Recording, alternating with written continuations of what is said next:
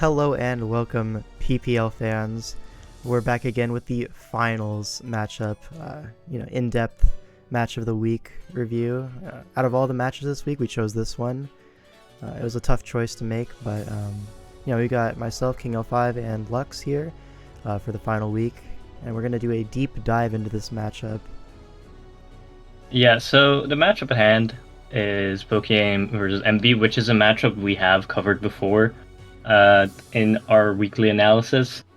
So we've already said some of the things that we wanted to highlight about this game, but now they've obviously played and we've seen some of the sets, so we can reflect on that a little bit as well.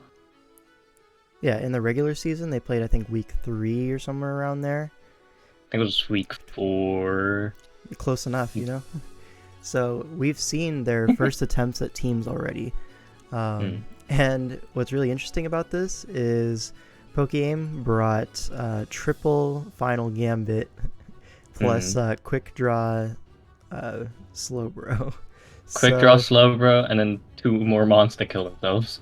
Yeah, and then a lead Heatran design to die. And what else was it? Lunar Dance? Lunar Dance, yeah. Yeah. So PokeAim got 11 kills that game. And Emvee got 0. And then AIM won. Yeah, and then we saw like a more serious team from Emvee as well. So you could say that that's better for AIM going into this matchup, because AIM's already seen like what Emvee would do in like serious prep versus AIM, while AIM still has like his quote-unquote more serious prep in the back, since he used this more gimmicky team. Yeah, he definitely pulled out a strat that only works once, but it worked once, so he got the win in the regular season, but it's not going to work again.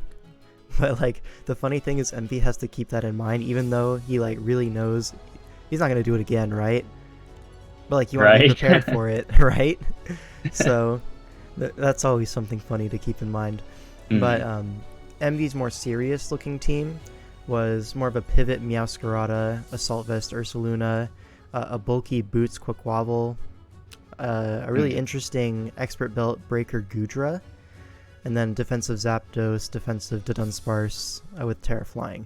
So PokeAim knows all of these are possibilities, and he can prep specifically with those in mind, and Emvee really has to change things up and go to maybe his second best choice, because he's already used his favorite choice, and AIM can specifically prep for that. It's not a great feeling for Emvee here.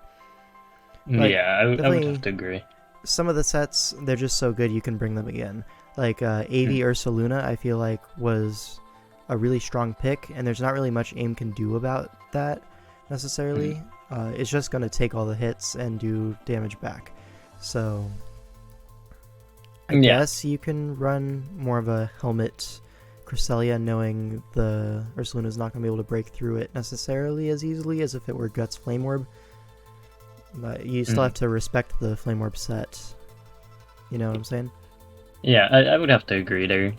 You could definitely make the Cresselia helmet for the Ursaluna, but you also got to keep in mind if Emvee tries to play into the Cresselia not really being that big of an Ursaluna check, and tries to make it like a Spadef bulk up set, for example. That could be very threatening because it sets up on the Cresselia, for example. Yeah, absolutely. Ursaluna does have a lot of different sets that are viable in this matchup, so it's really a guessing game to see which one comes. Yeah, now I think a mon for Emvee that we both kind of decided would probably be nice to bring here is the Screamtail. Joey obviously doesn't have removal, and having rocks on this team against this team feels pretty good, I'd say.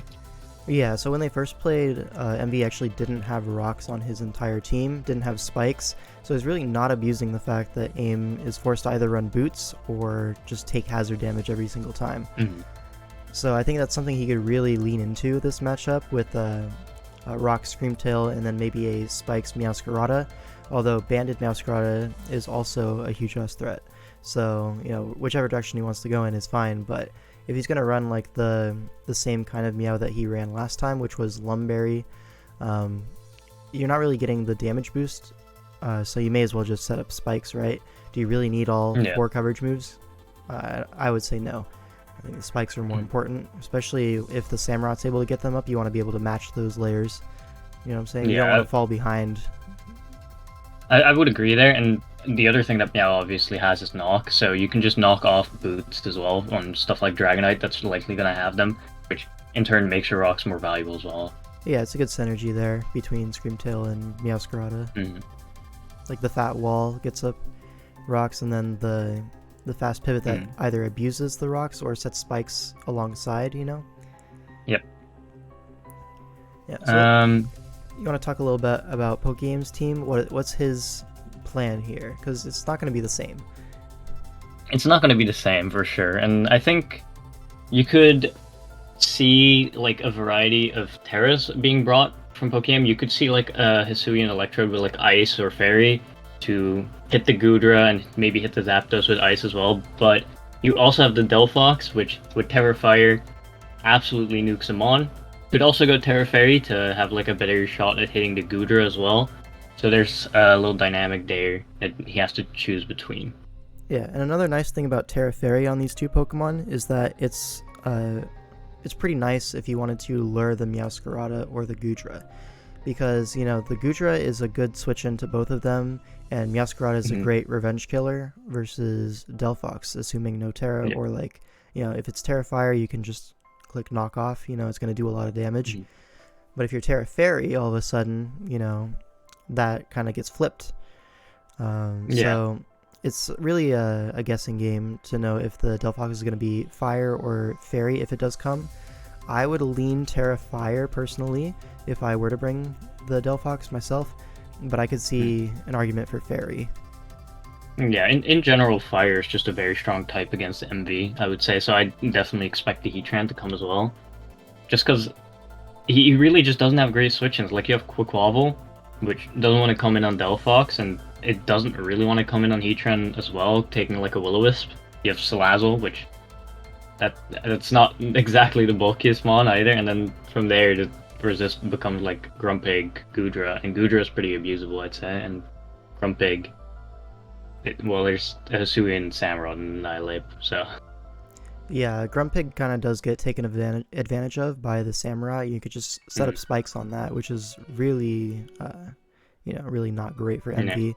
So while it can, you know, resist fire and Psyshock from Delphox, I really don't think it's worth the team slot here.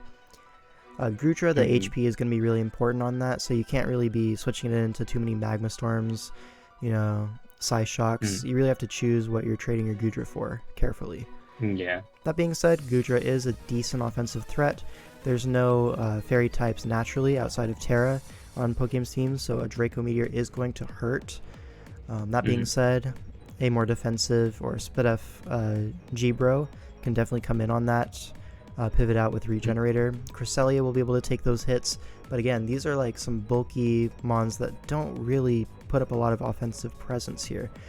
And you can carry Earthquake to deal with the Heatran switch-in, so that's not going to be a good Draco switch-in. Yeah, either. And kind of same goes for the G-Slowbro, I would say. Like, you can come in on Draco with, like, Spidef bulky, like Black Sludge or, like, AV, but then you're not coming in on, like, Earthquake very well, especially seeing as Emvee brought, like, a more physically offensive, like, E-Belt Goodra last time. Which will do a lot of damage to the G-Slowbro still, so... I mean, that's cool and all, but now that I'm looking at it, I'm thinking more like Specs Goodra or Scarf Goodra, like a more offensive build, because you're naturally bulky enough to take those fire hits anyways, where like max HP, max Spidef is really not going to do that much for you. Like, you're still taking basically nothing from those hits. But if you're offensive with, you know, a boosting item, either in speed or special attack, all of a sudden you're a big threat to Pokeaim's team. There's not really great switch-ins, are there? No, I would have to agree there, yeah. So maybe that little damage boost is all you need. Because last time they played, he brought Expert Belt Dragon Tail with no Draco, which I find really odd.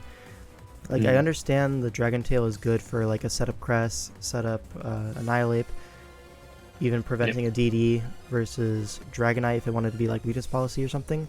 Yeah, that could be a threat, but I feel like the Draco Meteor is just a little bit better. You I could would have to also agree there, yeah. you could also consider Eject Pack as an item there. Just get your Draco off and then get out of there against a slower Pokemon that would maybe AIM is expecting to take a Draco and then, hit it back for some decent damage. But if you remove that, that counter hit, then you all of a sudden preserve your Goodra HP and you get a free pivot out. So that could be useful versus the Slowbro, for example.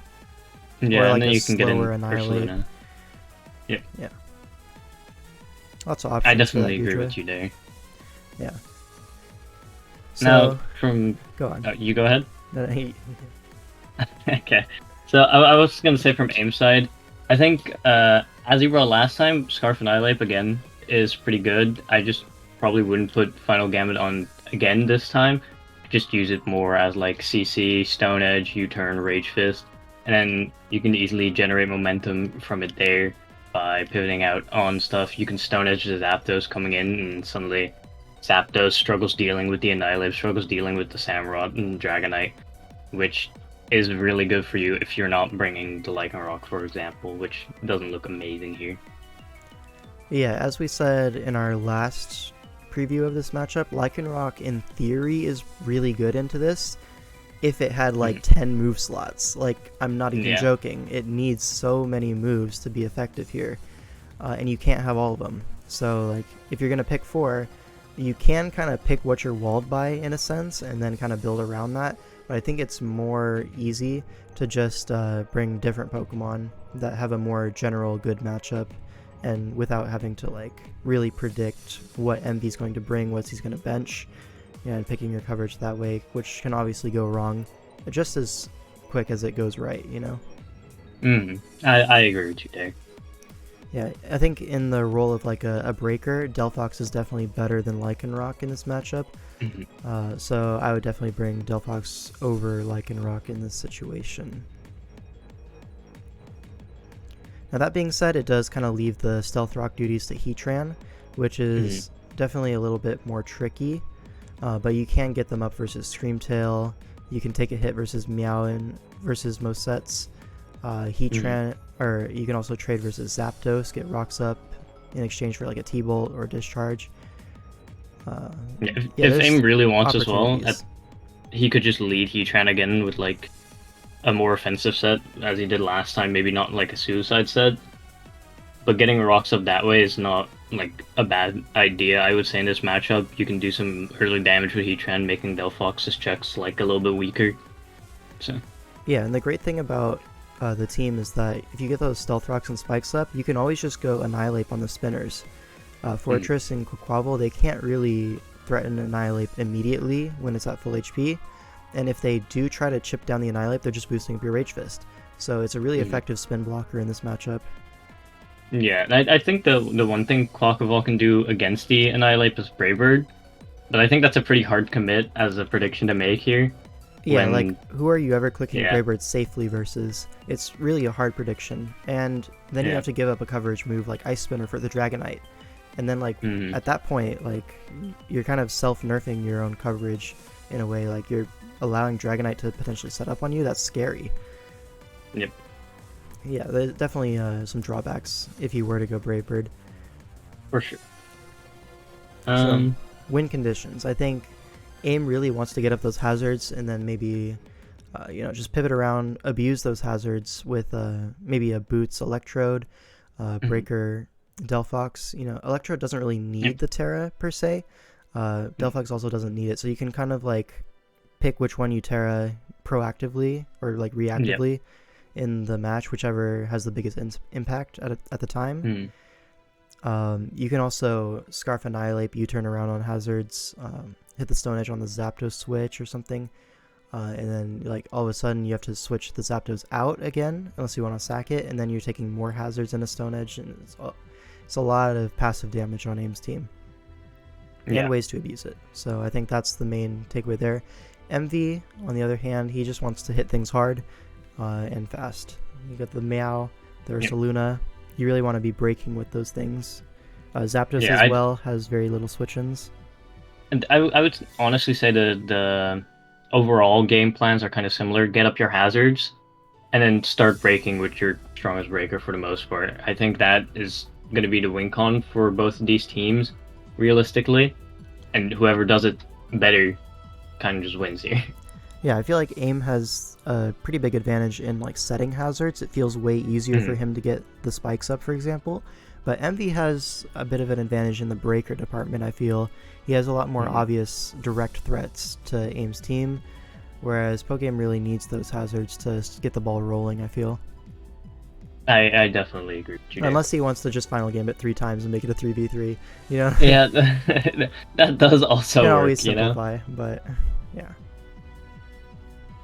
Maybe this time he'll run Explosion Electrode to go along with it. yeah. Very fire. Take the Goodra with him as well. Right, so you want to talk about some unviable Pokemon that we really don't expect to come, because there's a few on Emvee's team, and not that many on AIM's team. Yeah, on AIM's team, I think the main 2 that we'd be talking about are Crook and Lycanroc. Lycanroc we already kind of discussed, it needs a lot of moves. Not exactly bad, but it's going to have to pick what it's going to be walled by. I think for Crook, I think it kind of just gets out-offensed by the combination of Quaquaval and Meowscarada, and then has a tough time picking what move it wants to click against like Zapdos Screamtail combination as well. So it doesn't exactly feel great here in my opinion. Yeah, I would agree. It is nice for the Hoopa, but I don't know if Hoopa's that great here either. I mean, a Scarf Hoopa with Shadow Ball, if you're going to go ahead and make the read that Crook is not coming, is a pretty decent threat. But you're still going to have to deal with the Samurott. You know, he has double darks for a reason. Yeah. Like, you still have to deal with Samurott, and in theory, you'd also still have to, like, watch out for Scarf and Annihilape, as you mentioned, and Quick Draw Slowbro, which we did see in the last game. Yeah.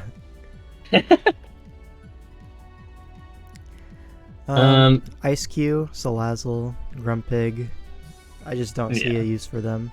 Fortress as well is like, I mean, I could see like a Rocky Helmet Spikes kind of deal, but it's a Fortress, and historically, I don't think it's a great mon. Historically, it has not done great, and I think as a Spikes hitter, Meow is probably going to do the job better. As a Rocky Helmet like pivot, Screamtail is probably going to do the job better. So I don't really see what Fortress provides on this team and as a Rapid Spinner, Quaquaval does it better. So I don't really see what it provides over any of the other mons. The thing you could do with Fortress is put spikes on that to free up the Meow to do other things, like a Choice Band set, which we thought was really strong when they first played during the regular season. We really thought Banded Meowscarada was going to come, and it didn't. So maybe Emvee wants to lean into that this time and then put spikes on the 40, but then he's benching something else, right? Yep. And I don't know, I feel like Zapaluna, Screamtail, Goodra, Meow, and the Quack are probably your best 6. So it's hard to bench any of them.